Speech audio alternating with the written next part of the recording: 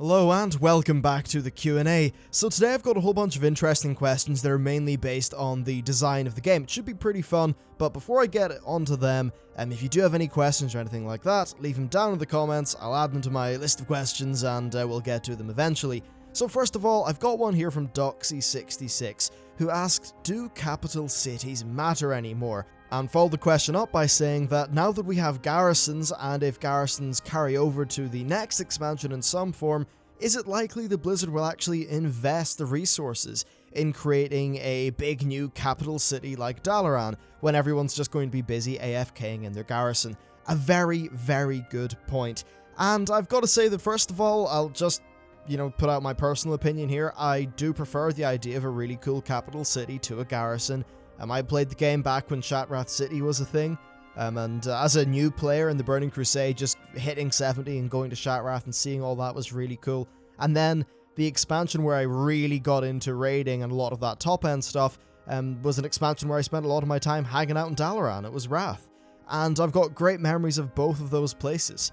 And then they kind of stopped doing really big hubs. I mean, Stormwind to Stormwind, we were all kind of used to it.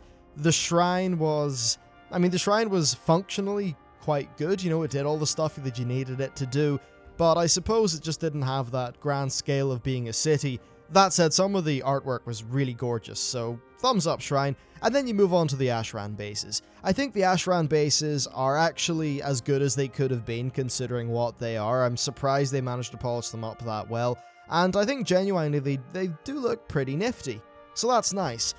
But, yeah, the point does stand though, do they even matter anymore now that garrisons are a thing? Well, I suppose it's no secret that while I do like parts of the garrison, I think that it's maybe taking too much of the sort of the front stage in this expansion. I think it's a little bit too prominent, and really all the Blizzard can do now to get you to go to Stormshield is make it so that, there's one or two annoying little things that you need to go over there to fetch. For an example, if you want to, transmog, access the auction house if you don't have the trade post building or a few other things, then of course you go to Stormshield, and you also go to Stormshield for your portals. So it's kind of bizarre the way that functionality is sort of split between the two. I suppose at least it's easy to travel between them. But I don't think it's as good a position as things used to be. One of the great positives about capital cities is that's where you can find loads of players, or at least that's what it used to be like. And fair enough, Stormshield and I suppose Warspear, I'll include the Horde people too, both of them are decently populated, but it doesn't feel anything like the kind of, grandeur of what was going on with Dalaran, where it really did feel just bustling and alive. Whereas right now, everyone just sort of feels locked away in an instant. I just think that's really unfortunate. So it's hard to know what's going to happen. If they continue on this path of garrisons being something similar to this expansion, then, yeah, there won't be as many people in capital cities. They won't matter as much as they did in Wrath of the Lich King and the Burning Crusade. And I think that's really unfortunate, actually, because I've got a lot of great memories of those cities. Plus, another important thing, too, is in an MMO, constantly seeing other players is really a thing that should happen as much as possible, right? You need to feel like you're playing in a world that's populated with other humans, and when you just go into a big, bustling city, there's something that I think works really well with immersion there. Dalaran, I think, worked especially well because Dalaran itself was rather mystical, and that meant that when you saw players flying around with dragons and all those cool things, it all sort of fit. Right, so overall, I think we've cleared up that I like cities. I would like there to be more cities, but if garrisons keep on going, maybe we won't see as many. Now, in Warlords of Draenor, of course, Karabor and Bladespire got scrapped for a few reasons, and one of the main ones does appear to be work. I mean, they initially tried to make some sort of lore reasons for why the cities weren't there, but then I think at some point, it might have been Bashiok, who just popped up and said it would, cost a raid tier, or it would just take a lot of art assets and time from those teams. It genuinely does seem like it was an art asset problem in the case of Warlords of Draenor, which is unfortunate, and it is backed up by the fact that Tanan Jungle was cut from patch 6.0, Faralan? That's not what it's called. Farallon was cut from patch 6.1, and apparently I heard someone say there was going to be a raid in Shattrath. I wasn't aware of that, but apparently that was cut, so citation needed. But a lot of clipping and cutting happened during the beta period and in the post-BlizzCon period. It seems like they just needed to get something built, and that's why we didn't have the crazy big cities in Warlords. Hopefully in the next expansion we do get big cities. I'll be very sad if we don't. And, well, if they decide to stop doing big cities, expect to have some sort of video from me just being a bit sad about the whole thing. Right, well, with Doxy's question covered, let's move on to one from George Jones, who said, do you think Warlords of Draenor is friendly to people who are not in a raid guild? Because gearing is slow and grueling, and I can't be bothered leveling my main because I don't like what's currently going on. What's my opinion? Alright, so I think that, first of all, on the topic of gearing, I don't think it's that slow. I mean, you can gear up with heroics really quickly. Hell, even some of the ground gear, if it procs, can be of a decent item level. And also with LFR and BOEs, and there's loads of ways to gear up quickly. I think that in Warlords of Draenor, there is actually a decent amount of content, but what needs to happen is you need to actually go and do it yourself. You need to get people to do it with. And being in a guild means that you've got people to do invasions with, it means you've got people to do raids with, and of course people to do heroic dungeon runs or challengeable dungeon runs with. So if you're not in a guild, then it does make a few things a little bit harder to do.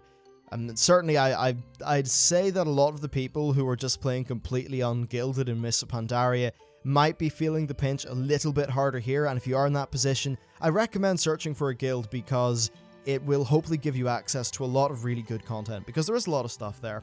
However, what I would say is that there are parts of Warlords of Draenor which are lackluster, and I think a part of that is definitely leading to that feeling. You know, I think the reps could be more fun, I think the Apexis dailies are pretty dull, I think Garrison invasions are lackluster, and the way that the LFR stuff works out means that essentially, you know, the absolutely excellent heroic dungeons kind of have their legs cut out from underneath them, because you can just do LFR for 540 bits of gear. So all of that stuff is a little bit weird. Basically, you can gear up super quick, get to 540, and then you're in a stage where the good content really sort of requires a guild. You can try pugging things with a group finder, of course, but I suppose this is just an expansion where you do need to actively seek out content. You need to use that group finder for yourself and be just proactive about doing things.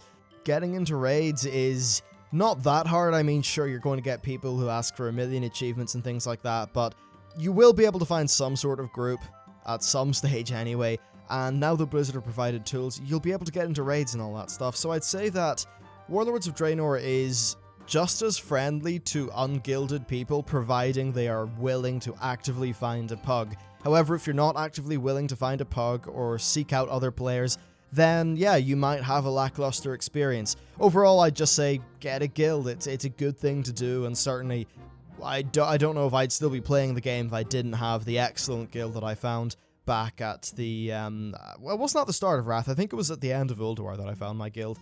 Yeah, great people though, so yeah, find a guild, that's the thing to do. Next, let's move on to a question from Jesper Anderson, who said, do you think the game should have random-ish events for the endgame? Now, his actual question was quite a bit longer, but that's the stuff that you need to know. Yeah, I think random stuff's actually really, really good in endgame. I think zones themselves should be packed full of little random events and things like that. That would be good. As I think, I don't know if the videos came out at this stage, but there was one that I did about the garrison like assault scenario thingies that were the sort of opposite of an invasion, and I'd really love it if there was some randomized element with that. And then those Apexis dailies, I think there needs to be a bit of randomization within each daily zone itself, or there needs to be something else in there to throw in a little bit of spice. Maybe, you know, every day there could be some sort of near world boss, like strength thing that could spawn in one of those zones that would change every day, or maybe it would have varying abilities, just lots of stuff to make things feel different.